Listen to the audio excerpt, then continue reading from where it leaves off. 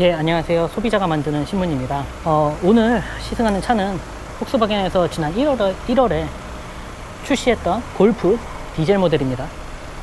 소형 해치백이고요. 작년에 유럽에서 가장 많이 팔린 차이기도 합니다.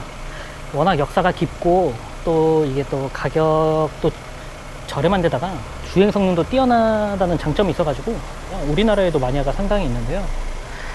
이번에 8세대로 출시한 해치백 골프는 또 어떤 매력이 있는지 한번 살펴보겠습니다. 우선 7세대 대비해서 외관도 변화가 꽤 있습니다.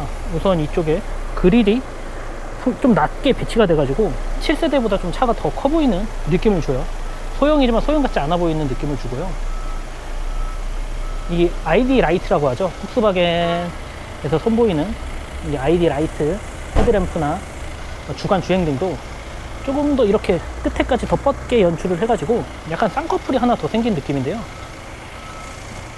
그래서 그런지 좀 더 강인하고 남자다운 매력이 보입니다. 측면을 보시면 측면을 보면은 이제 딱 해치백 같은 느낌이 확실히 드는데요. 7세대랑 그렇게 큰 차이가 없어가지고 측면을 봐야 좀 이게 해치백이구나 하는 느낌을 받으실 수 있을 것 같아요. 또 후면도 큰 변화라기보다 이렇게 테일 램프가 조금 더 세련되게 다듬어졌는데 이게 다이내믹 턴 시그널로 연출이 되다 보니까 차가 좀 요즘 차 같다는 느낌이 확실히 들긴 합니다. 저 실내를 한번 살펴보겠습니다. 우선 엔진을 먼저 한번 켜볼게요. 엔진 버튼은 이쪽에 있고요. 디젤차 특유의 좀 웅웅거리는 소리가 있긴 한데 뭐 거슬리는 정도는 아닙니다. 이 계기판, 이 실내도 확실히 외관도 좀 바뀌었지만 실내는 확실히 더 많은 변화가 느껴지는 게 많이 디지털화가 됐죠. 이 계기판도 10.25인치 디지털 콕핏이 탑재가 됐고 바로 옆에 있는 디스플레이도 10인치 탑재가 됐습니다. 여기가 마치 하나인 것처럼 연결이 되어 있는데 사실은 여기에 또 분리되어 있는 바가 있어가지고 사실상 화면은 두 개고요. 여기 전체적으로 보면은 재질도 뭐 엄청 고급스럽진 않지만 뭐 엄청 싸 보이지도 않고 딱 적절하게 가격대에 맞는 재질이 가득한 것 같아요. 다만 시트가 좀 직물인 게 좀 아쉽긴 하죠. 가죽도 아니고 인조 수이드랑 직물이 섞였긴 한데 이게 아마 겨울에는 몰라도 여름, 지금은 좀 더운 게 지났지만 한참 무더운 한여름에는 아마 좀 굉장히 좀 찝찝해 할 수도 있을 것 같아요. 착자감은 나쁘진 않습니다. 이게 기어노브도 좀 바뀌었죠. 포르쉐 스타일로 좀 바뀌었고 기어노브가 좀 짧아져 가지고 공간, 차가 원래 큰 차가 아닌데 이런 걸 좀 줄여 가지고 좀 공간이 좀 넓어 보이게 하는 효과는 좀 주는 것 같아요. 여기 바로 밑에는 스마트폰 무선 충전 패드가 있고요. 여기 더 밑에 보시면 이쪽 위에 USB 포트가 있습니다. 스마트폰 무선 충전 패드 위치는 운전자 눈에도 잘 띄는 곳에 위치가 돼 있어 가지고 충전 확인하는 데는 좀 편할 것 같아요. 컵홀더는 이렇게 두 개가 있는데 이걸 누르면 이렇게 또 되고 또 집어넣으면 이렇게 사용할 수 있고요. 트레이는 해치백, 딱 해치백스럽게 딱 앙증맞은 크기로 위치해 하고 있습니다. 오토 홀드랑 전자식 파킹 홀드도 다 되고요. 이 계기판을 보면은 이게 좀 지금 다시 설정을 좀 하면은 이런 식으로 한 3가지 정도로 형태를 좀 바꿀 수가 있고요. 이게 어댑티브 크루즈 컨트롤 모드, 이 버튼 누르면은 트래블 어시스트가 작동이 되고요. 다양한 기능들을 확인할 수가 있죠. 여기서는 지금 설정. 이 디스플레이도 많이 바뀌었는데 우선 보시면 이 메뉴가 전화, 라디오, 내비게이션 이렇게 다 있고 참 편한 게 이렇게 차량 그래픽이 입혀져 있어가지고 직관적으로 어떤 기능을 활용할 수 있는지를 판단하기 쉬워요. 뭐 이런 거 보면 가장 최근에 선택한 간격 조절하는 거 있고요. 옆에 뭐 다가오는 차 사이드 어시스트도 뭐 어느 정도로 할 건지도 이게 다 돼 있고 여기서도 프론트 어시스트도 여기서 활용하시면 되고 앰비언트 라이트도 지금 가능한데 전 노란색으로 했는데 이거 뭐 많은 색깔이 되는 건 아닌데요. 이렇게 보시면 이거 색깔에 맞춰서 이거 계기판도 이렇게 같이 변동이 좀 됩니다. 뭐 개인 설정으로 해서 하셔도 되고 뭐 다양하게 설정 가능하고요. 물리 버튼이 많이 없어졌죠. 대신에 뭐 이렇게 터치식으로 열선 시트도 이런 식으로 조절할 수 있고 여기서 조절하시면 되고요. 빨간색으로 하니까 조금 무서워 보이네요. 이렇게 오디오 조절은 여기서도 가능하고 통풍 시트는 없습니다. 또 내비게이션도 안 돼가지고 무조건 안드로이드 오토랑 애플 카플레이를 연동을 하셔야 돼요. 무선으로 연동이 되고요. 내비게이션이 사실 대부분 운전자들이 연동을 해서 사용하기는 하는데 기본적으로 있는 거 없는 건 좀 차이가 좀 크다고 생각이 들거든요. 99%가 사용해도 1%는 이 순정 내비게이션을 사용하는 분들도 있을 테니까 그런 부분에서 치면 조금 아쉽게 느껴지긴 합니다. 가성비가 뛰어난 차이긴 한데 이 옆에 보시면 이게 터치식 조명 제어 패널인데요. 뭐 상향등, 하향등 모드, 이거 뭐 유리 성에 제거, 사이드미러 열선 가능한 거는 다 여기서 보기 편하게 작동하라고 이렇게 조절하라고 이렇게 딱 위치가 되어 있고요. 이 차는 또 3,700만원짜리 차답지 않게 이렇게 마사지 시트도 가능합니다. 운전석만 가능하고요. 하여튼 조수석도 전동식은 아니고 이건 좀 수동식이에요. 골프도 그래서 편의사항도 굉장히 많은 게 또 좋은 게 뭐 전방 추돌 경고, 프론트 아까 보셨다시피 프론트 어시스트, 뭐 긴급 제동 시스템, 탑승자 보호 시스템, 보행자 보호 시스템, 뭐 후방 카메라, 파크 파일럿타 전 트림에 기본 적용이 되어 있습니다. 뒷좌석으로 넘어왔는데요.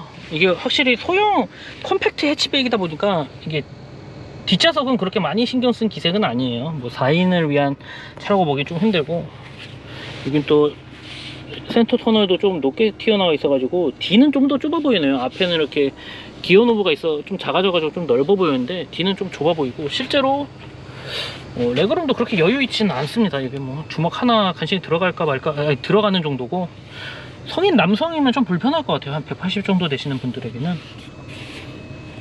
대신 이렇게 뭐 귀엽게 포켓, 이거 핸드폰 정도 간단히 보관할 수 있는 포켓이 있는 게 또 인상적이네요. 고급스럽진 않은데 뭐 있으면 고마운 장치죠. 레그룸은 여유가 좀 없지만 발을 좀 운전석 밑으로 집어넣을 수는 있어가지고 이거는 좀 편하긴 하네요.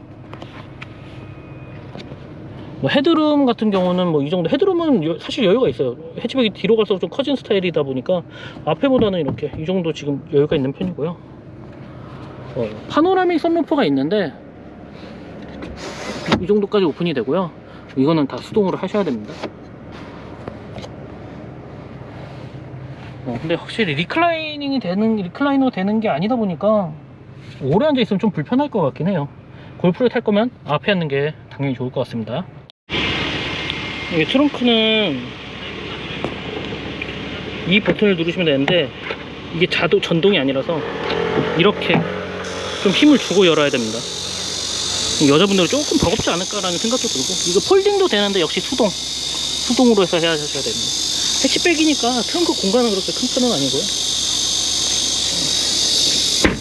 골프 주행을 한번 시작을 해보겠습니다. 이게 일단 디젤 차다 보니까 디젤 엔진 특유의 웅웅거림은 있는데 그렇게 막 소리가 시끄럽거나 하는 편은 아닙니다. 이게 시트가 직물이라서 좀 불편할 거라는 생각은 했는데 착자감도 뭐 나쁘진 않네요. 생각보다 이렇게 시내 주행을 할 때도 뭐 유입되는 풍절음이라던가 노면 진동, 뭐 마찰음 이런 것도 커버가 굉장히 잘 된 편입니다. 특히 이렇게 서스펜션이 좀 부드럽게 흡수를 좀 해주는 느낌이 들어요. 노면에서는 이게 아주 고른 포장도로는 아닌데도 밑에서 올라오는 불편함은 거의 느껴지질 않고요.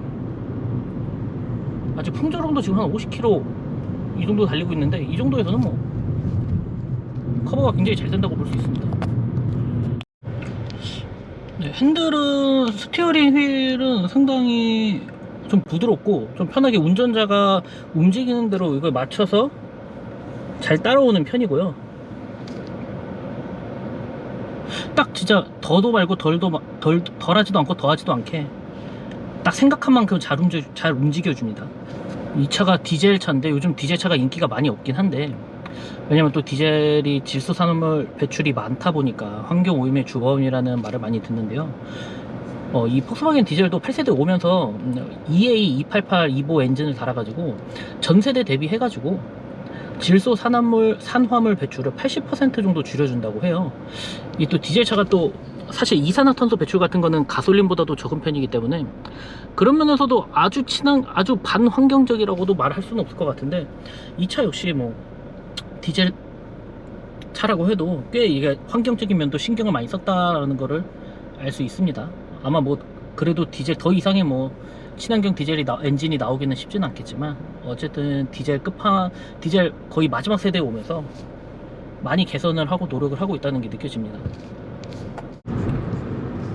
제가 8세대이긴 한데 7세대랑 플랫폼을 공유하다 보니까 그렇게 뭐 주행 질감이 확 달라졌다거나 하는 느낌은 없는데요. 디젤 엔진이다 보니까 조금 더 무겁게 나가는 거는 있긴 한데 파사트만큼 무겁게 딱 달리진 않고요. 이게 좀 굉장히 부드러움과 무거움 사이에 적절하게 주행 질감이 적절하게 있다고 표현을 해야 할까요? 이게 부드러우면서도 강한 맛을 강한 주행 질감까지 다 같이 갖추고 있습니다.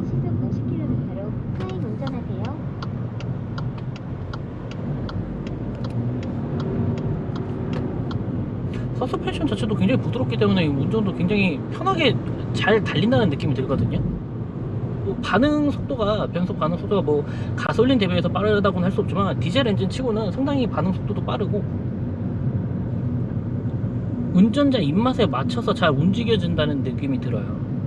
왜 골프 주행 성능이 뛰어나다고 하는지 그 이유를 딱 주행을 해보면 알 수가 있습니다. 이게 운전하는데 운전자를 굉장히 편하게 해주려는 노력들이 보이거든요. 특히 이 차는 아까도 말씀드렸지만 이 3,700만원대 차량인데도 마사지 시트가 있어가지고 특히 허리 부분을 굉장히 잘 토닥토닥 해주는 느낌이 들어가지고 굉장히 기분이 좋습니다.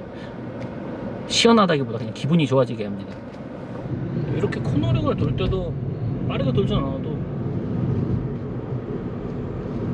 롤링 현상은 뭐 아예 없고요.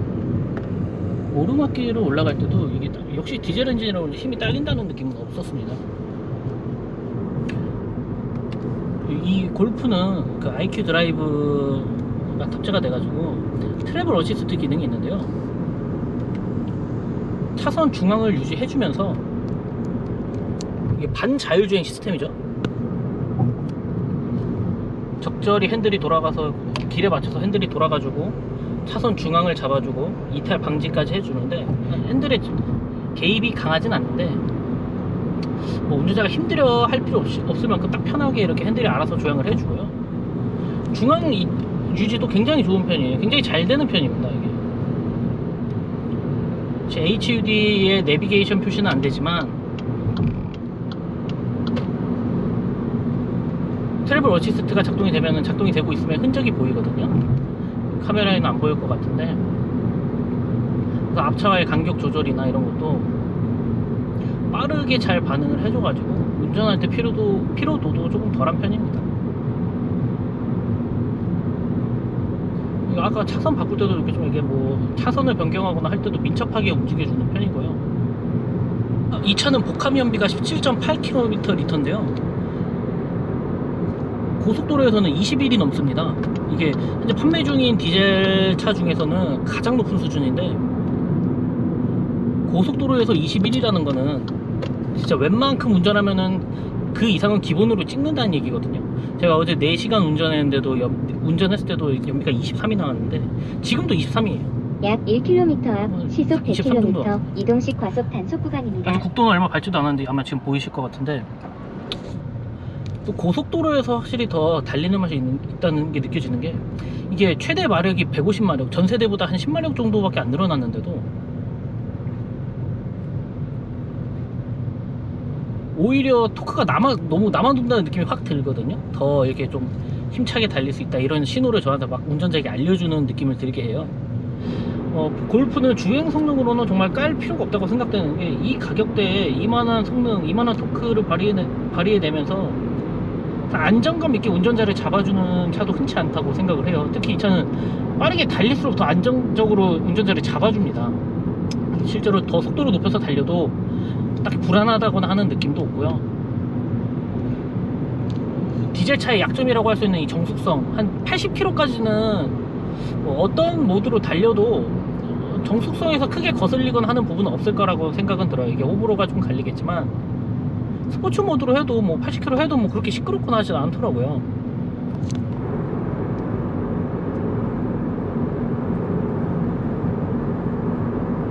뭐 80을 좀 넘어서부터는 좀 풍절음이 옆에서 더 사이드미러 쪽에서 확실히 좀 유입이 되긴 해요.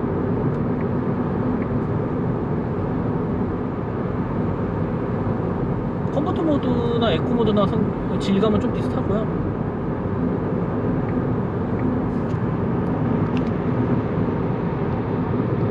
이 스포츠 모드라고 해서 특별히 소리가 더 커지거나 하는 부분이 지금 이게 들리실지 모르겠는데 특별히 크진 않거든요.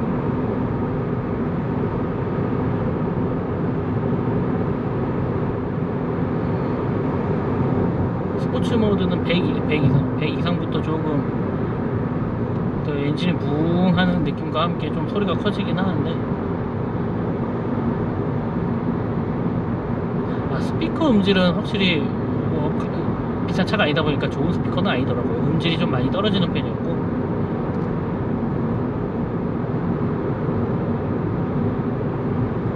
이게 100km 달려도 더 힘차게 달릴 수 있다고 딱 운전자에게 알려주는 느낌도 있어가지고,